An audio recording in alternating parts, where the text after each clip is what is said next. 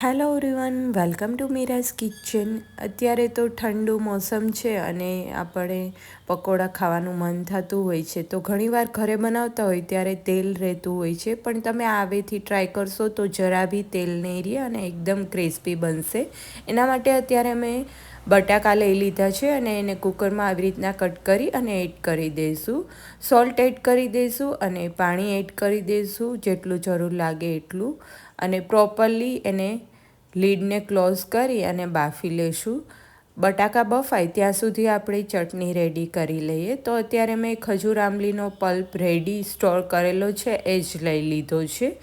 ખજૂર આંબલીને બાફી અને એનો પલ્પ રેડી કરી અને તમે ફ્રીઝરમાં એને સ્ટોર કરી શકો. અને જ્યારે તમારે ચટણી બનાવવી હોય તો ઇન્સ્ટન્ટલી આવી રીતના એનો પલ્પ લઈ અને એમાં બધા મસાલા કરી લેવાના. તો અત્યારે સોલ્ટ એડ કરી દઈશું એઝ પર ધ ટેસ્ટ. લાલ મરચું પાવડર એડ કરી દઈશું તમે જેટલું તીખું ખાતા હોય એ રીતના. પછી થોડી એવી હિંગ એડ કરી દઈશું. ધાણા જીરું પાવડર એડ કરી દઈશું. ધાણા જીરું પાવડર થોડું વધારે એડ કરવાનું, જેથી કરીને એકદમ ચટણી છે થોડી ખાટી અને ટેસ્ટ ફાઇન આવે. હવે ગરમ મસાલો થોડો એવો એડ કરી દઈશું અને ફાઇનલી ગોળ એડ કરી દઈશું. તમને જેટલી ખાટી મીઠી ગમતી હોય એ રીતના એડજસ્ટ કરી અને ગોળ એડ કરી દેવાનો. થોડું એવું પાણી એડ કરી લઈશું કન્સિસ્ટન્સી સેટ કરવા માટે, કેમકે પકોડા સાથે ચટણી થોડી પતલી જ હોય છે, બહુ થીક નથી હોતી. એટલે આપણે હજી એને ઉકાળીશું તો થોડી પાછી થીક થશે, એટલે એ રીતના કન્સિસ્ટન્સી સેટ કરી લઈશું. હવે એક ખાંડણી લઈ લઈશું, એમાં લસણ, મરચું અને આદું લઈ લઈશું અને પ્રોપરલી એને વાટી લેવાનું છે. આનેથી બહુ ફાઇન ફ્લેવર આવી જશે. તો રેડી છે ચટણી. હવે એને આપણે ઉકાળવા મૂકી દીધી છે. થોડી વાર માટે ઉકાળી લઈશું, એકદમ ઉકળવા લાગે ત્યાં સુધી. ઉકળી જાય પછી એમાં આદુ મરચાં લસણની પેસ્ટ રેડી કરેલી હતી એ એડ કરી દઈશું અને પ્રોપરલી મિક્સઅપ કરી દઈશું. અને એક સાઈડ આને આપણે રાખી દઈશું ઠંડી થવા માટે. પછી જ્યારે ઠંડી થઈ જાય પછી એમાં આપણે ધાણા ભાજી ઝીણી કટ કરેલી એડ કરી દેવાની છે. બીજી સાઈડ આપણે બટેકા બાફવા મૂક્યા હતા એ પ્રોપરલી બફાઈ ગયા છે. તો એને એક બાઉલમાં ટ્રાન્સફર કરી લઈએ, જેથી કરીને નોર્મલ ટેમ્પરેચર પર આવી જાય. નોર્મલ ટેમ્પરેચર પર આવી જાય પછી આવી રીતના બટાકાની સ્કિન રિમૂવ કરી લઈશું. એક તીખી મરચી અને આદુને વાટી લઈશું, જેનાથી તીખાશ બહુ ફાઇન અને ફ્લેવર આવે આદુના લીધે. હવે એ બટાકામાં મસાલા કરી લઈશું. ચટણી એડ કરી લઈશું, લાલ મરચું powder as per the taste. થોડું તીખાશવાળો મસાલો હશે તો જ ફાઇન બનશે અને ટેસ્ટ આવશે. ધાણા જીરું પાવડર એડ કરી દઈશું. પીંચ ઓફ હળદર એડ કરીશું જેનાથી કલર આવશે. મરી પાવડર એડ કરી દઈશું, આનાથી ફ્લેવર અને તીખાશ બંને આવશે, એટલા માટે આ કમ્પલસરી એડ કરજો.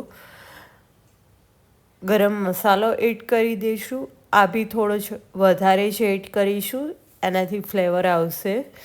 થોડો એવો સંચો પાવડર એડ કરી દઈશું એઝ પર ધ ટેસ્ટ, કેમ કે આપણે સોલ્ટ એડ કરેલું હતું જ્યારે બટેકા બાફ્યા ત્યારે, એટલે એ પ્રમાણે એડ કરવાનું. અને લીંબુનો રસ એડ કરી દઈશું. તમે આમચૂર પાવડર બી એડ કરી શકો.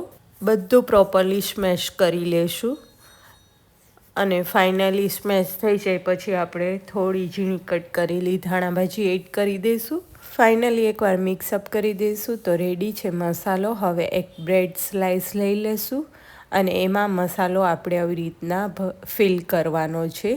સ્પૂનની હેલ્પથી જ બહુ જ લાઇટ મસાલો ફિલ કરવાનો છે. જો તમે વધારે મસાલો ભરશો તો પકોડા છે એ સોફ્ટ થઈ જશે એકદમ. એટલે આપણે મસાલો જ્યારે કરીએ બટાકામાં ત્યારે બહુ થોડો વધારે પડતો કરવાનો, જેથી કરીને એનો ટેસ્ટ ફાઇન આવી જાય. આપણે લાઇટ ભરીએ તો બી. એટલે ખાસ ધ્યાન રાખવાનું કે પકોડાની બ્રેડ ઉપર આપણે મસાલો બહુ જ લાઇટ ભરશું અને પછી બીજી સ્લાઇસ બ્રેડની લઈ અને આવી રીતના થોડું પ્રેસ કરી દેવાનું, જેથી કરીને બંને સ્લાઇસ છૂટી ના પડે. અને વચ્ચે આપણે આવી રીતના ક્રોસ કટ આપી દઈશું. તમે સ્ક્વેરમાં બી આખા બી તળી શકો અને પછી જ્યારે સર્વ કરો ત્યારે કટ કરી શકો. તમને જેવી રીતના ગમતા હોય એ રીતના તમે ફ્રાય કરી શકો. આવી જ રીતના બીજા બધા પકોડા ફિલ કરી અને ભરી લેશું અને પછી કટ કરી લેશું. રેડી કરી અને સાઈડમાં રાખી દેવાના.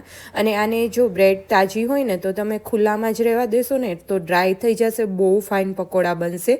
અને જ્યારે તમે બ્રેડ લેવા જાઓ ત્યારે એકદમ ફ્રેશ બ્રેડ નહીં લેવાની, 1 ડે પહેલાંની જ લેવાની, જેથી પકોડા ફાઇન બને. હવે આપણે એક બાઉલ લઈશું અને એમાં મેંદો એડ કરી દઈશું. થોડો જેવો 2 ટેબલસ્પૂન જેટલો જ ચણાનો લોટ એડ કરી દઈશું. સોલ્ટ એડ કરી દઈશું અને પિંચ ઓફ સાજીના ફૂલ એડ કરી દઈશું. મેંદો જ વધારે લેવાનો છે, મેંદાનો લોટ જ વધારે લઈશું. ચણાનો લોટ તો ખાલી 2 ટેબલસ્પૂન જેટલો જ લીધો છે. અને પાણી એડ કરી અને કન્સિસ્ટન્સી સેટ કરી લેવાની છે. પ્રોપર એકદમ બેટર બનવું જોઈએ. જો તમે મેંદો ઓછો લેશો તો બી પકોડામાં તેલ ચડવાના ચાન્સીસ વધારે છે, એટલે ખાસ ધ્યાન રાખવાનું બેટર બનાવતી વખતે. અને બેટર છે એ એકદમ આછું જ રાખવાનું છે, બહુ ઘાટું નથી રાખવાનું. ખાલી કોટ થાય પકોડા એટલું જ આપણે બેટર રાખવાનું છે, પતલું. રેડી છે બેટર. હવે જે સ્ટફ કરેલી બ્રેડ છે એ લઈ લેશું. અને આપ જોઈ શકો છો આવું રની કન્સિસ્ટન્સી જ છે, ખાલી સેજ લાઇટલી કોટ થાય એટલું બધી સાઈડથી આપણે એને કોટ કરી લેવાનું. અને એક પ્લેટમાં બી તમે મૂકી શકો. આવી રીતના કોટ કરી અને ડાયરેક્ટલી પછી ફ્રાય કરી લેવાનું. મેં પેનમાં ફૂલ ઓઇલને ગરમ કરી લીધું હતું અને તેલ ફૂલ ગરમ થાય પછી જ આપણે બ્રેડ સ્લાઇસને એડ કરવાની રહેશે. જો ધીમું તેલ હશે તો બી પકોડામાં તેલ ચડી જશે. એટલે જ્યારે તમે પકોડા એડ કરો ત્યારે ફૂલ તેલ હોવું જોઈએ. અને પછી મીડિયમથી હાઈ ફ્લેમ ઉપર પકોડાને બંને સાઈડથી ફ્રાય કરવાના છે. બંને સાઈડથી પ્રોપર ફ્રાય થઈ ગયા છે તો હવે આપણે ગરમ ગરમ જ સર્વ કરીશું. એકદમ ક્રિસ્પી અને જરા બી તેલ નહીં રહે. તમે આવેથી ટ્રાય કરશો તો. આવી જ રેસીપી માટે હજી સુધી મારી ચેનલને સબસ્ક્રાઈબ ના કરી હોય તો જલ્દીથી સબસ્ક્રાઈબ કરી લેજો. Thank you for watching my video.